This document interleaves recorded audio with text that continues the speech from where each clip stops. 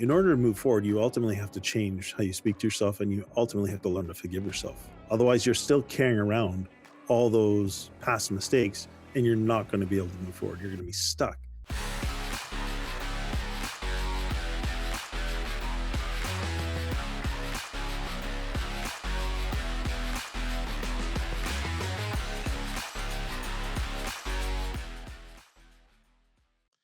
The start of a new year offers a chance for a fresh start, and as dads, we have the power to shape the kind of father we want to be. But how do we go about it? Today, we'll be exploring practical tips on setting meaningful goals, forming habits based on the kind of dad you want to become, and overcoming past failures that may be holding you back. So, the title of our episode today is A New Year, A New Dad, How to Design the Fatherhood You Want. And we're going to be talking about setting intentional goals for fatherhood, designing identity based habits, overcoming past failures, and embracing growth. And that's it for today. So happy new year to everybody and happy new year to you, Drew. What's going on? Thank you, Ed. Happy New Year to you too. Looking forward to a great year. How about you? I'm no, I don't look at I look at forward to great days, but I'll take the year too. I take it day by day. But certainly looking forward to a great year. I know it was a challenge for a number of dads, fathers, and meal givers, but we're here to let the sun shine in and through them and their families in 2026. Yeah, and I hope that we can continue to meet dads or those who support dads through this show and come alongside them and help them if, let's say, they're facing those challenges. We can be a support, we can be a help, we can be an inspirational story, we can be a practical tidbit that they take and apply, and they see a positive difference in themselves, in their fatherhood experience, in their families, and just in general in their life. So that's what I'm excited about for a new year and another year of the show. Excellent. And for those who are new, because it is a new year to us, you are watching or listening to that Central Parenting podcast to reduce stress and build confidence in fatherhood. Also, our show is sponsored again for another year by Dove Men Plus Care. Dove Men Plus Care believes that care is the best of a man because when men care for themselves and others, there's a positive impact. And we have a little bit of a change for the show this year, Drew. So why don't you give a quick drop on that? Well, first one, I think we're going to be publishing the show now on Thursdays instead of Monday, which has been our uh, typical publishing days. And we also have a new segment that we're excited about. And I'll mention it now, but we'll probably mention it later as well. We really want to help dads in their most pressing challenges. And so we're going to do that by answering dad questions. So if you are a dad who hears something on the show, or you're just in your fatherhood, you have a question, you really like some feedback or answers, we'd love to feature your question and answer it live on the show. So we'll talk more about it later, but those are two changes I'm excited about. All right. Well, let's get right into it. When we're talking about a new year, a new dad, how to design the fatherhood you would want in 2026, what strikes you first off the top of your head? Hmm. For me, it's about like the connection and the relationship, and then ultimately the impact I'm seeing in my family and in my kids. So I want my fatherhood to have a measurable positive influence on my family. And so I think about that. I think about, okay, what can I do this year that continues on or improves that even more? How about you, Ed? What comes to mind for you? Uh, I would say it's a really I could spend the whole show on this. So I'm going to take the first thing that comes to my alleged mind. Being intentional with your fatherhood. That's what I would say. Being intentional on taking being a little bit better of a dad each day, a little bit better each day, being intentional on being a little bit better as a father. That's the first thing that comes to my mind. Does that pass? I'm not grading you. Ah, So you're good. okay. All right. All right. All right. Well, let's get into our first segment, setting intentional goals for fatherhood. What comes to your mind? What do you want to share about that? Um, well, it goes back to what I talked about before.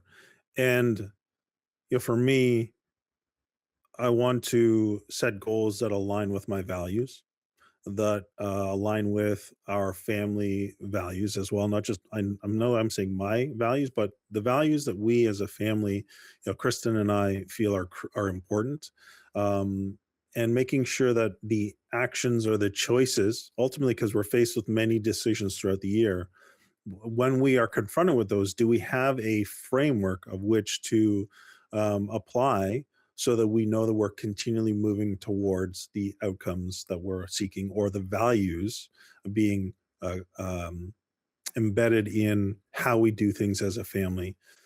So that's what I think about.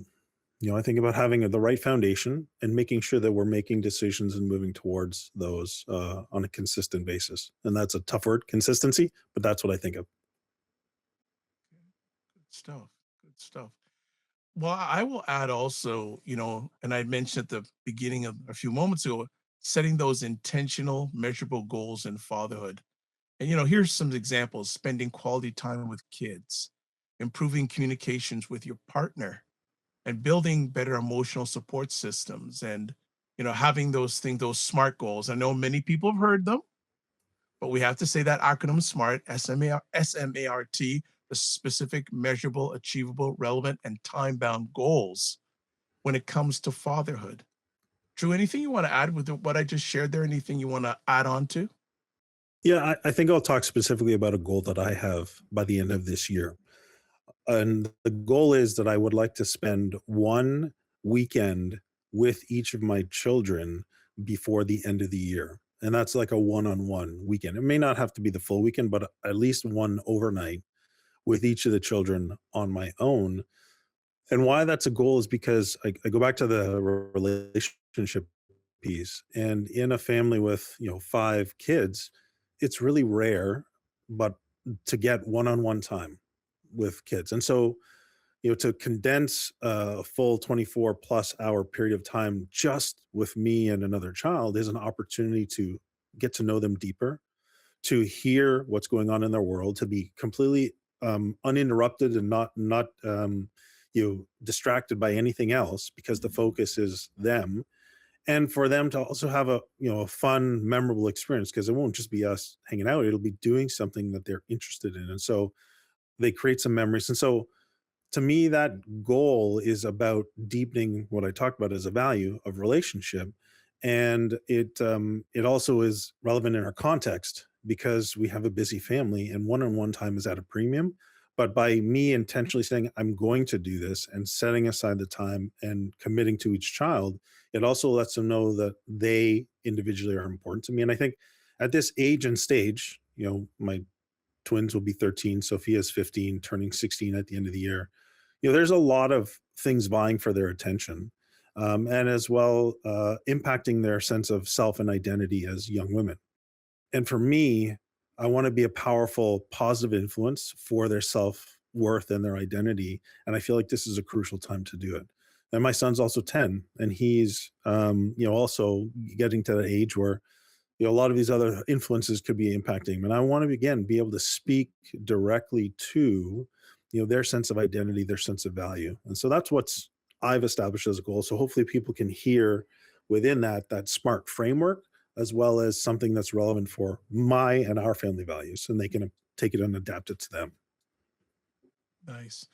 I'll just add on to that, just an actual takeaway for our listeners and viewers. Jot down two or three specific goals that you want to achieve this year and write them down where you can see them. So, for example, you may have write down, this year I will spend 30 minutes of uninterrupted time with my kids each day.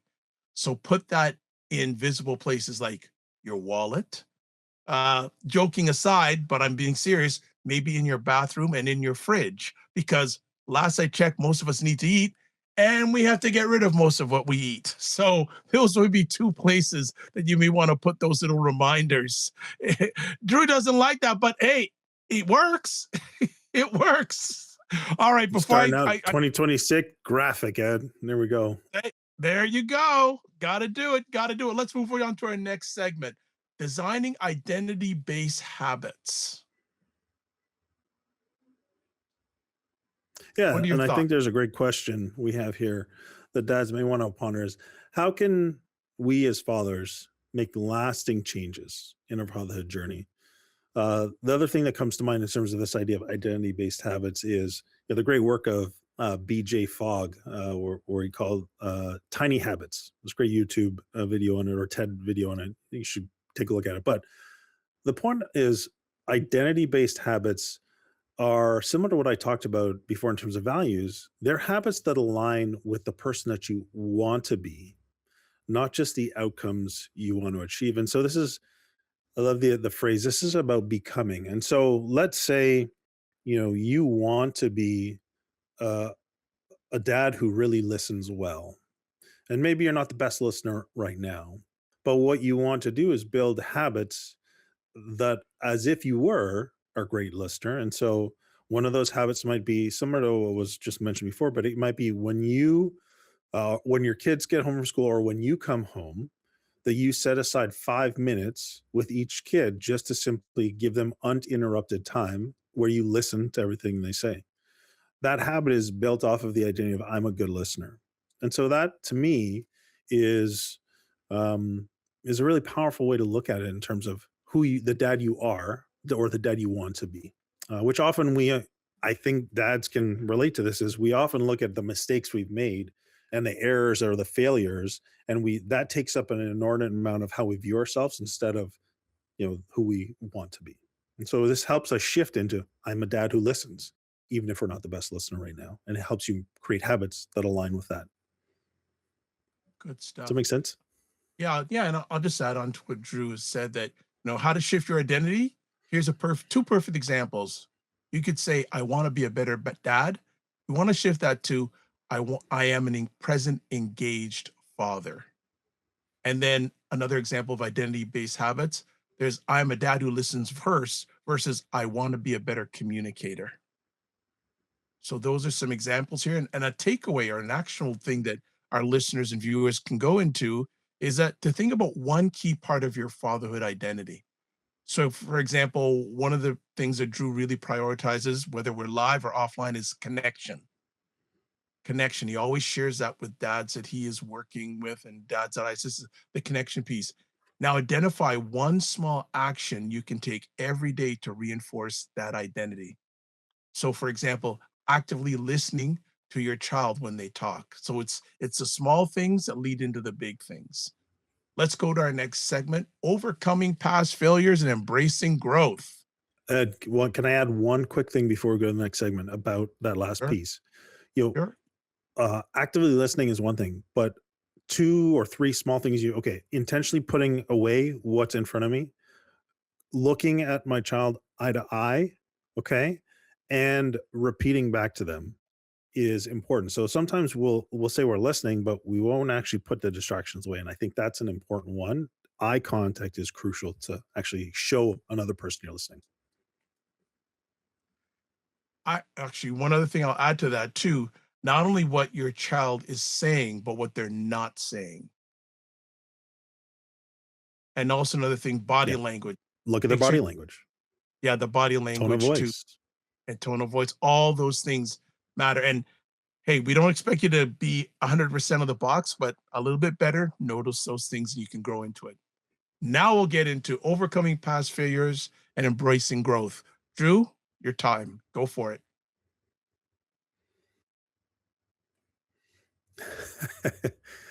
Years ago, I wrote an article. I think it was called Five Steps to Overcome Your Mistakes as a Dad. And the reason I wrote the article is because I recognized how hard I'd been on myself about any mistakes that I might make. And I knew that it was important. And I was thinking other dads might be like this as well. So one of the first things I identified there was one, you have to identify that self critical voice. And second, you have to learn to forgive yourself. And so, I mean, those are two pieces I'll just mention now. So if you've struggled in the past with being the dad you want to be, in order to move forward, you ultimately have to change how you speak to yourself, and you ultimately have to learn to forgive yourself. Otherwise, you're still carrying around all those past mistakes, and you're not going to be able to move forward. You're going to be stuck. And so for me, the other part of it is, it's kind of that old Carol Dweck growth versus fixed mindset. If you keep carrying around those mistakes, you're really in this fixed mindset. I've made a mistake, I can't ever improve it. Whereas the growth mindset says mistakes are actually part of what helps me grow. When I make a mistake, it's an opportunity for me then to recognize where I can change, where I can be different, where I can overcome something that has been keeping me not where I want to be. So I think that's an important piece for dads, right? You want to reframe these mistakes as learning opportunities, and then begin building um, the self compassion and the recognition that this does not define me, but what I do next is truly the mark of what makes me a different type of father. Those are some thoughts. How about for you? Yeah, I'll just add on some phrases that failure is a moment, it's not a person. It's just a moment. And take the opportunity, as Drew said, to learn from it and grow. And if you're gonna have failures, fail fast, right? And they're fail fast and use it as learning opportunities, and also have ways of bouncing back from your failures. So yes, if you make a mistake, yes, acknowledge it. It's just a moment. Now, what have you learned from that mistake, and how can you move forward in a positive way? So Yeah. I want to say to dads, reflect on one past failure and how you can reframe it as a stepping stone to become part of the dad you want to be in 2026. I challenge you to practice self-compassion. Self-compassion is so important, and embrace growth over perfection. Growth over perfection. Like I always say, you don't have to be perfect all the time. You just have to be perfect at the right time. So that's the way I like to phrase it. Anything you want to add on to the points that we just shared before we start closing it out? No, well done. Thanks, Ed. Thank you. So, in today's episode, we covered setting intentional goals for fatherhood. We also covered designing identity based habits, also overcoming past failures and embracing growth. So, some key points: goal setting for fathers. Focus on setting clear, meaningful goals, SMART goals for fatherhood, ensuring they are specific, measurable, achievable, and aligned with your values. Also, identity based habits. Build habits that reflect the kind of father you want to be, such as, quote, I'm a present and engaged dad. Then, overcoming past failures. Reframe past setbacks and opportunities for growth, and practice self-compassion and embrace the idea of fatherhood is a journey, not a destination. Drew, what resource do we have for our listeners and viewers today? It is our Fatherhood Fundamentals email course. You go to dadcentral.ca, and it's right there at the top of the page. Put your email address in and hit submit. Course will get started. So that's our resource. Excellent.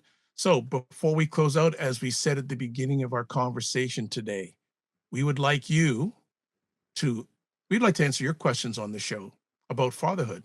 So please feel free to email your questions to podcast@dadcentral.ca. And we are excited to get questions and excited to answer. Now, there may be some that may take us offline, but we'll get them to you and we'll have fun with it. So I want to just say this in the ending to encourage everyone who's listening or watching.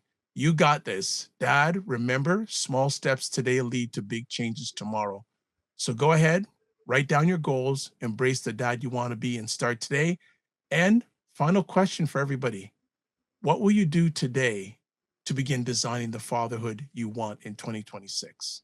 So, as always, I want to say thank you for sharing the most important thing, your time with us. As always, don't just manage your time, manage your energy. And remember to give yourself grace, and we'll see you soon. Be well.